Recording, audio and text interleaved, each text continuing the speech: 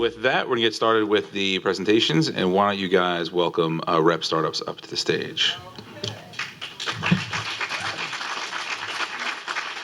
Hello, everyone. I'm Lydia Morrison. I'm COO and co-founder of RepStartups. And this is Ashley Hardigan. She's CEO and co-founder of RepStartups.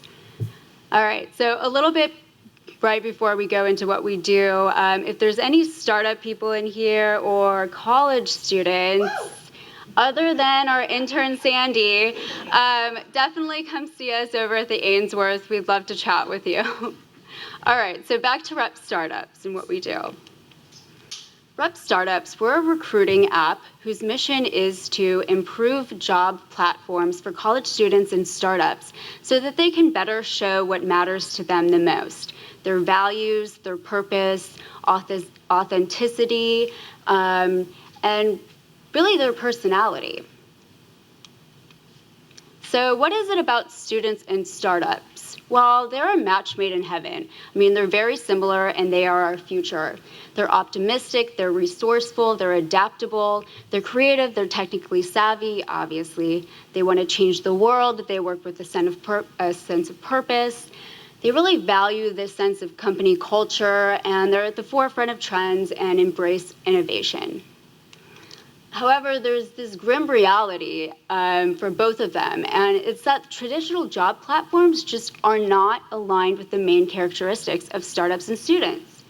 New startups can't really stand out with the Ubers and Googles on job platforms. I mean, there's generic job ads out there. It has nothing to do with the company. It's all about the job. And for students, really, resumes require them to have this job experience, yet they have not received job experience yet. It's kind of like a catch-22.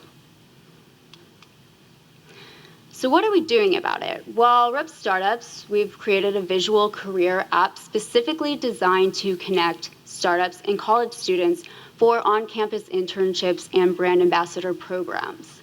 So both candidates and companies can build profiles showcasing their culture fit, their personality, and what their unique values are. And we've completely gotten rid of job posts and resumes. So what's wrong with job posts and resumes? Well, we can go to our trivia question. I don't know if this was supposed to be at the end, but oh well. 78% of employers said this trait was the most desirable quality in employees. Does anybody have an idea? It's actually personality, closely followed by culture fit, and then all the way at the bottom, 39% valued technical skills the most. So why are we reviewing resumes that really just focus on technical skills that college students don't really have? We should be screening culture fit and personality first, and that's what we do. So up here you can see two screenshots of RepStartups. On the left is a company profile, and that's made close. David was supposed to be here tonight, so maybe he's on like the bad list of people who didn't show up.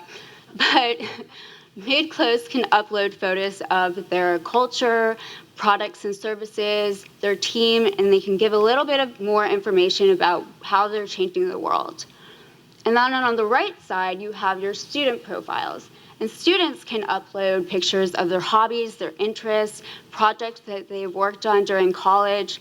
And they can also answer short interview-like questions that really give you a sense of their drive, their passions, and their ambition.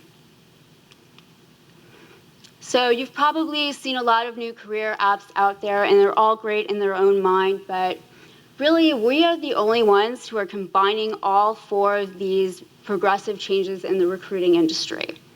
For once, number one, visual company profiles. Visual company profiles allow companies to attract candidates that are aligned with their interests and mission.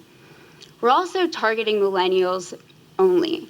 That's because by 2025, 75% of the workforce is going to be millennials. Also, our platform is engaging. I don't know if anybody out there has heard of Tinder. I'm not going to admit to being on it on stage, but the app sort of works like Tinder, in where company profiles and student profiles match, and then they can chat afterwards. And this makes it fun and more personable for both sides. And we're also completely mobile. In 2014, for the first time, mobile users surpassed desktop users. So that trend is going to continue for years to come. All right, so what is the results for using RepStartups? Well, for students, they can gain experience without having a resume. Resumes are extremely intimidating to them. Most of them don't even have one until their junior or senior years. They can connect to companies that they truly care about, and they can also build a network that will open doors to their future. I know in college I did not have that type of network.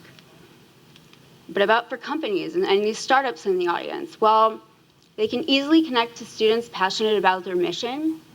They can make direct connections to students on campuses, which I know some of you probably really want to do. And they can also gain valuable feedback for new ideas and strategies from students who are going to be changing the future. They are the future. And I mean, there's so many other issues and points that we can get into, and all of the problems that we're really solving, but I'm sure we're cutting it close on time. So I'm just going to end it here and say that, we're going to be at the Ainsworth, and we love to chat with you. You can download our app at the App Store and Google Play, and also check us out on our website. But definitely come say hi.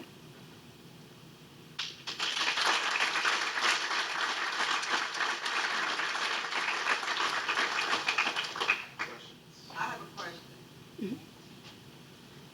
What do you mean by culture fit?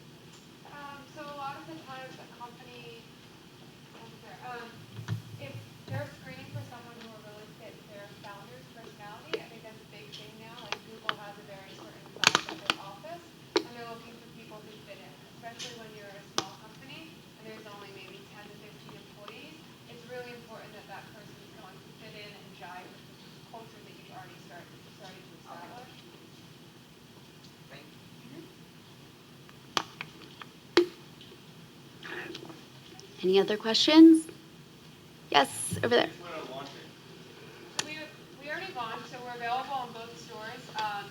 What we probably won't do is unlock the matching functionality. Right now you can build a profile, and we'll be unlocking the matching functionality once students go back to college in probably the first week of September. So when they're on campus and they can actually be a little bit more useful to startups with the target demographics surrounding them. This is probably an unpopular question. What do you do if you get approached by a non-millennial? And is that illegal? Is what? I'm assuming your answer is you don't deal with them. What do you? Is that, do you face sanctions or anything like that by We're really, sectioning out an age group? No, if you're 80 and you want an internship, hey, we'll help you out. We're Right. not doing full-time employment, but we're not saying like you have to be a millennial. I think we've designed it because they make up the majority of college students. But no, if anyone wants to do an internship or just get experience in the startup, it's not about age at all. Right. It's more so like we're targeting our marketing efforts to millennials.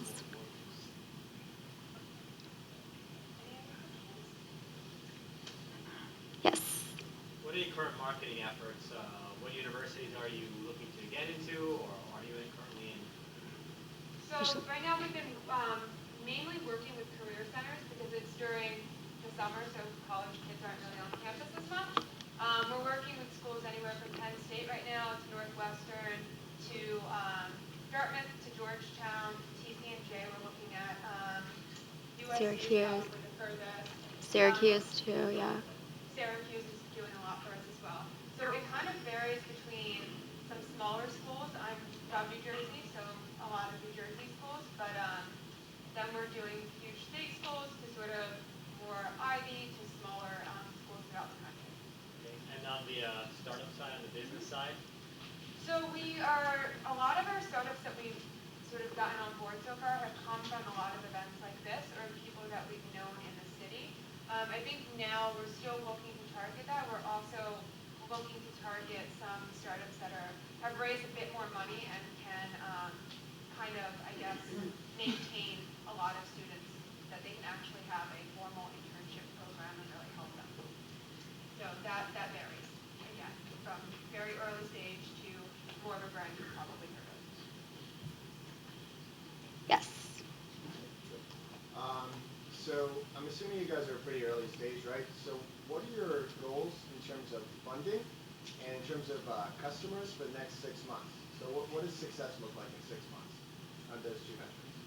Well, right now, so I think we've had a bit of a change in terms of strategy with companies. So companies will obviously be the ones driving the revenue. And that for us, when we were looking at smaller startups, is a higher number. If we were going for bigger brands, that may be something that we're really looking to work more closely with them, in which case we can't take on as many companies. I would say in 6 months, we'd probably like to have, at the minimum, 500 companies. Honestly, we have a lot of students that we're partnering with in universities, so we need enough companies to be able to sustain the student interest. And then, sorry. And then the second part is funding. So how much money do you need to make that happen? So we're probably going to start raising money, and we're looking right now at raising a first round of $250,000. We are done. Thanks a lot, guys. All right. So, hello everyone, and thank you for having us here today. Just starting off with a broader question. How many of you are sports fans? So I see like 50, more than 60% of a crowd here is sports fans. How many of you talk with your friends and families while watching a game? It could be in the house, it could be in the actual stadium. What do you mean talk? Talk, like just converse with them. See, so that's like almost 100% conversation. 60% of you are sports fans, 60% of you talk with your friends and families. Now, what do you use to talk with your friends and families? I'm going to give this answer out as phones, right? You use your phone, you text it out, or you probably go on a website or go on Facebook, send them a message. What if you had an app that allowed you to do that in one click of a button within the app itself? I introduce you SportOn. Like every startup, SportOn was made by a team of 4 people. So going into the details of the team, I'm Jeet Dattani. I'm Jeet Dattani and co-founder of SportOn. I have here Jaideep Talatia, who is another co-founder of SportOn. There is Harsh Master, he is the analytics engineer. And I have Rahul over here, he's the growth hacker for SportOn. So without wasting much time, Jaideep will take it forward from here. Well, thank you, Jeet, and hello, everyone. Well, SportOn is the world's first full-featured sports messaging app. Please allow me to give you a small context on what I exactly mean by that. Well, I'm a massive sports fan, and just like me, there are billions of people out there who are following sports and are using sports apps. But there's one thing that's common between all the sports apps out there, that all of them are lacking in social interaction. Now that's a massive problem. We at SportOn strongly believe that sports is not just about checking scores and news. It's about the experience which you share with your friends and family. Now, in order to get this sports experience, the current market scenario is we need to download few apps for following sports. We need to download few messaging apps to communicate that sports with our friends. And we need to download few social media apps to share our sports content. So at the end of the day, what we are doing is we are continuously switching between these apps. And that's the second biggest problem, that it's highly inconvenient. Now in today's time, when everything is so easy and so convenient, why is it that our sports so hard to use? Well, a recent study was carried out by an analytics firm stating that the current sports apps redundancy rate is 23%, and that's the highest among any sports app categories out there. And this shows that there's no novelty in the current sports applications.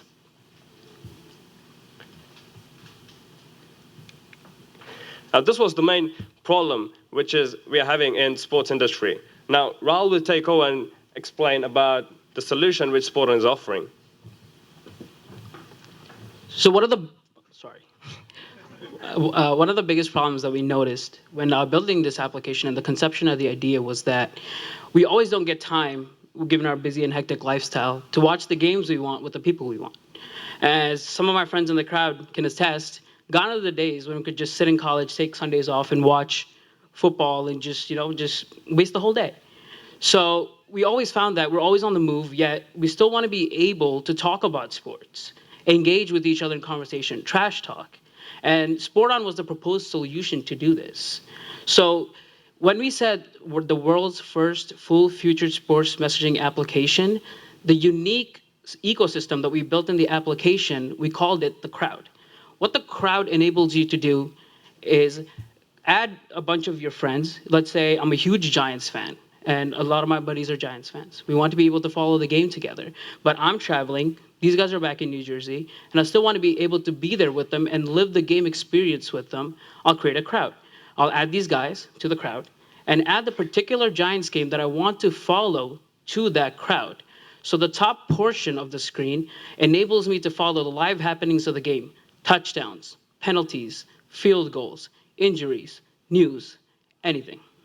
The bottom portion of the screen enables us to message each other, talk to each other, cheers each other's comments, and talk about the live happenings in a game. All of this is done under one screen without ever having to leave the application. Pressing the home button once, switching between applications. You don't have to do that. And that's the uniqueness of SportOn. And all of this is given to you in a minimal and unique interface, clean, intuitive, and tweaked across the board. And when you look at the current players in the sports market, ESPN, The Score, Sportacular, all of those offer you the same experience across the board. There's not much novelty within these applications. And that's where SportOn comes in. At the heart of SportOn, it's still a full-featured sports application. It gives you stats, commentaries, lineup information, stadium information, everything. And starting this fall, we're going to offer more social interactions, a football module, and an ability to create a profile within the application to showcase your favorite teams and talk about your mood depending on if your team won or lost. We are currently in private beta.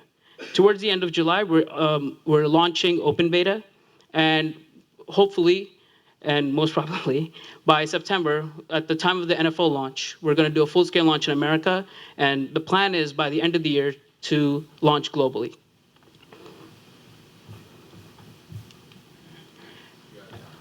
Out of time?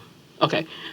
So yeah, just closing remarks. Please check us out, our website. We just launched a new website, went through a redesign, sportonapp.com.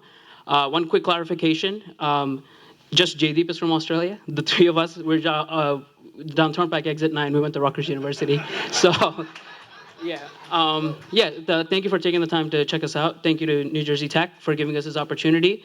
Some of our family and friends that came down. Without you guys, this would not have been possible. Thank you.